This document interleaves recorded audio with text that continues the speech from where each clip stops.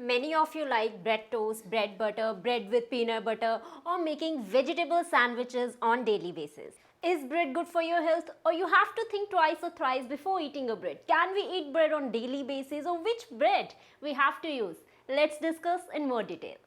Hello, namaste, सत श्री अकाल, आदाब, कैसे हैं आप? So welcome back again. This is your dietitian Dr. Happy.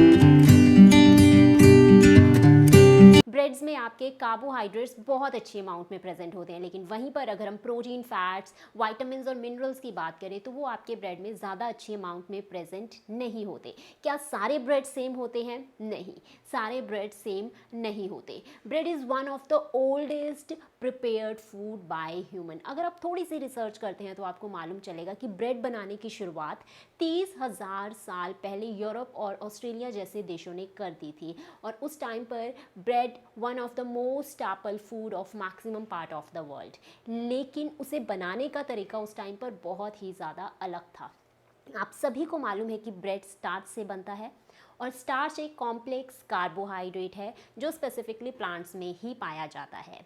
उस टाइम पर पौधों की जड़ों से स्टार्च के अर्क को निकालकर बड़ी बड़ी चट्टानों पर फैला लिया जाता था, और उसके बाद उसे हीट प्रोवाइड करवाई जाती थी, उसे कुक किया जाता था, तब वो एक फ्लैट ब्रेड बन जाता था। अब बिना टेक्नोलॉजी के ब्रेड को बेक कैसे किया जाता था? उसे राइजन अप कैसे किया जाता था? जो फुलाने के लिए केमिकल्स आजकल के टाइम में यूज़ करते हैं ना, ब्रेड और बेक्ड आइटम्स को आपने देखा होगा, बर्गर बन इतने बड़े बड़े कैसे फूल जाते हैं, इतने बड़े बड़े ब्रेड्स भी बन जाते हैं। तो अब उससे कैसे बनाया जाता था उस टाइम पर?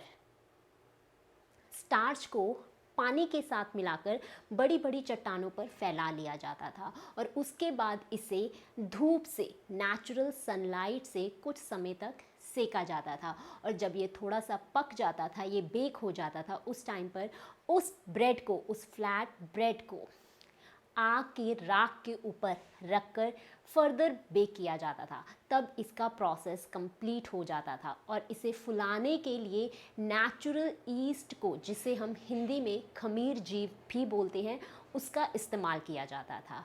अगर आप देखें, अगर आप थोड़ी सी रिसर्च करेंगे तो आपको मालूम चलेगा कि नेचुरल ईस्ट आपको ग्रेप्स के छिलके के जूस में इजीली मिल जाता है, आपको बाजरे के छिलके में नेचुरली ईस्ट, खमीर जीव मिल जाता था, उसका ब्रेड में इस्तेमाल किया जाता था, फ्लैट ब्रेड में, जिसकी वजह से वो रेज हो जाता था। लेकिन धीरे धीरे नेचुरल ईस्ट की जगह बियर और वाइन का भी यूज़ किया जाने लगा, और तब से लेवनिंग एजेंट का इन्हें नेम दे दिया गया, और तब से एक नए वर्ल्ड की शुरुआत हुई, एक मॉडर्न एरा की शुरुआत हुई, जिसमें ये मालूम हो गया कि लेवनिंग एजेंट, ईस्ट, बियर और वाइन जैसे कुछ ऐसे सब्सटेंसेस हैं जो आपकी बेक्ड आइटम्स को राइजन करने में हेल्प करते हैं, और तब से इन सभी चीज़ों की सेल्स इंक्रीज़ होने लग गई। और आजकल हमारे पास इस मॉडर्न एरा में हज़ारों ब्रेड्स की वैरायटीज़ हैं।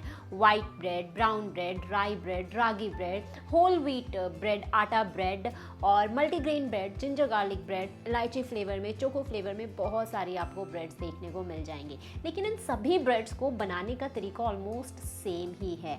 ज़्यादातर ब्रेड्स में मैदे को इस्तेमाल किया जाता है, एडिटिव्स का इस्तेमाल किया जाता है, इनकी ब्लीचिंग की जाती है, पोटेशियम ब्रोमेट और क्लोरीन ऑक्साइड गैस से इनकी ब्लीचिंग भी की जाती है, ताकि ये आपको देखने में बहुत साफ़ सुथरे लगे, और उसके बाद हम इन्हें ईजिली कंज्यूम भी कर सकें। और इनकी शेल्फ लाइफ को इंक्रीज़ करने के लिए प्रिजर्वेटिव्स को भी इनमें डाला जाता है, और उसके साथ ही ये हम ईजिली खा सकें। कई ब्रेड देखे आपने बहुत ज़्यादा सॉफ्ट होते हैं, जब आप उन्हें मार्केट से लेके आते हो वो बहुत ही जल्दी टूटते हैं, तो उनमें सॉफ्टनेस को भी डाला जाता है। मोटी मोटी बात ये है कि आजकल ब्रेड्स में बहुत सारे केमिकल्स को इस्तेमाल किया जाता है, और ज़्यादातर इनमें कमर्शियल ईस्ट का इस्तेमाल किया जाता है, जो ड्राई है, बेसिकली फैक्ट्रीज़ और इंडस्ट्रीज़ में बनता है।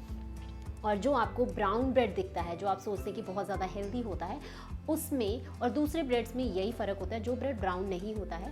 नॉर्मल ब्रेड्स में ग्लूकोज और सुक्रोज का इस्तेमाल किया जाता है, जो सफ़ेद रंग की होती है, जिन ब्रेड्स में आपको सफ़ेद देखने को मिल जाता है, और जो हल्के से डार्क कलर में होते हैं उनमें फ्रक्टोज को इस्तेमाल किया जाता है, उसे हीट किया जाता है। जब हम फ्रक्टोज को हीट करते हैं तो वो ये ब्राउनिश कलर हमें देके जाती है। ग्लूकोज को हीट नहीं कर सकते, लेकिन जब हम सुक्रोज को हीट करते हैं तो वो हमें ऑरेंज रेड कलर का मिक्सचर देके जाती है। इसीलिए ब्राउन और जो मल्टीग्रेन ब्रेड है उनमें फ्रक्टोज का इस्तेमाल किया जाता है। और इन सभी ब्रेड्स की अगर हम देखें तो सारे के सारे केमिकल से ही भरे हुए होते हैं। और अगर आपको फिर भी ब्रेड्स खाने पसंद हैं तो आप इन्हें घर पे बनाइए। ढेरों सारी रेसिपीज़ हैं जो आपको देखने को मिल जाएंगी। और अगर आपके पास इतना टाइम नहीं है कि आप इन्हें घर पे बना सकते हैं तो आप ध्यान रखें कि आप हफ्ते में 1-2 या maximum 3 bar in commercial breads का इस्तेमाल करें। इससे ज़्यादा इस्तेमाल ना करें, बिकॉज इनमें सोडियम कंटेंट बहुत ज़्यादा हाई होते हैं। माइक्रोन्यूट्रिएंट्स इनमें से निकाल लिए जाते हैं। Baking soda, baking powder which is sodium hydrogen carbonate, बहुत सारे केमिकल्स इस्तेमाल किए जाते हैं। तो मोटी मोटी बात अब ये निकल कर आती है, ब्रेड से प्यार है, घर में बना के खा लो।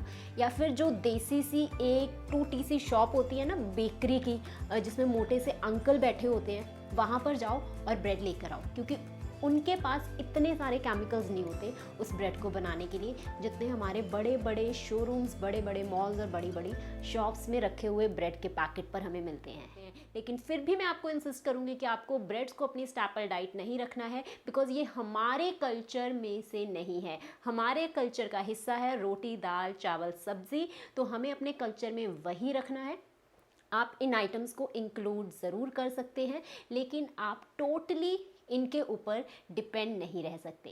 Thanks for watching the video. I will meet you in the next video. Till then take care. लेकिन जाने से पहले इस चैनल को ज़रूर सब्सक्राइब कर देना। ये वीडियो कैसी लगी मुझे कमेंट सेक्शन पर लिखकर ज़रूर बताना। और अगर आपकी कोई स्पेसिफिक क्वेरी है तो वो भी मुझे कमेंट सेक्शन पर लिखकर बताना। And if you want any customisation of diet plan, you can visit my website, that is www.dietitiandoctorhappy.com, जहाँ पर जाकर आप मुझसे कॉन्टैक्ट कर सकते हैं, अपने लिए एक डाइट प्लान भी डिज़ाइन करवा सकते हैं।